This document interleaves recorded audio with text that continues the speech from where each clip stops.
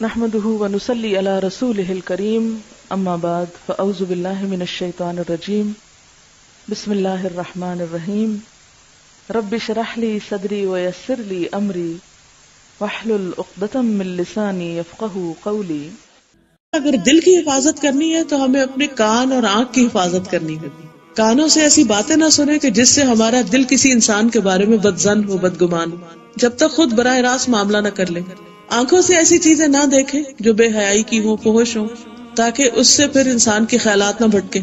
اسی طرح کہیں پر بھی ہو، باہر گھر سے، جیسے مرد ہو یا خواتین ہو، اپنی نگاہوں کی حفاظت، اپنے اعمال کی خود حفاظت، کہ انسان کس سے بات کر رہا ہے، کیا بات کر رہا ہے، کہاں بات کر رہا ہے۔ کیونکہ ایک حدیث بہت ہی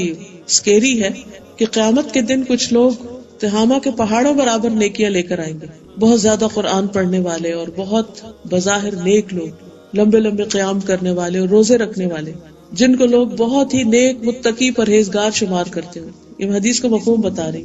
لیکن ان کی وہ ساری نیکیاں قیامت کے دن صاف ہو جائیں گی، کچھ بھی ان کے ہاتھ میں نہیں ہوگا، کیونکہ وہ چھپ کے لوگوں سے الگ ہو کے تنہائی میں ایسے کام کرتے تھے جن کو اللہ نے حرام قرار دیا تھا۔ تو نیکی صرف وہ نہیں ہے کہ جو صرف ظاہری ہے، کہ ہم ظاہر میں لوگوں کے سامنے بہت شریف اور بھلے مانس بنے ہوئے، بہت نیک، متقی، پرہیزگار ہوں، اور جب لوگ ہمیں دیکھتے نہ ہوں، الگ ہوں، تو پھر ایسے کام کریں کہ جو اللہ تعالیٰ دیکھ رہا ہو، یعنی اللہ سے نہ ڈریں۔ بیسیکلی اس میں کانسیپٹ کیا ہے کہ وہ لوگ جو لوگوں کے سامنے تو نیک ہیں، لوگوں کی نظروں میں تو نیک ہیں، لیکن اللہ کی نظر میں نیک نہیں ہے۔ لوگوں سے ڈرتے ہیں، اللہ سے نہیں ڈرتے۔ لوگوں سے حیا کر کے پھر بھی غلط کام نہیں کرتے، لیکن اللہ سے کوئی حیا نہیں اور غلط کام کیے چلے جاتے ہیں۔ تو ایسے لوگوں کی نیکیاں نہیں رہیں گی، قیامت کے دن سب صفائی ہو جائے گی، کیونکہ انہوں نے اللہ تعالیٰ کی قدر نہیں پہچانی، اللہ کا خوف نہیں تھا ان کے اندر، لوگوں کا خوف تھا۔ تو اس چیز کا بھی جائزہ لینا، اس چیز کی بھی حفاظت کرنی۔ تو کان اور آنکھ، یعنی کان سے انسان ایسی باتیں نہ سنے کہ جس سے اس کے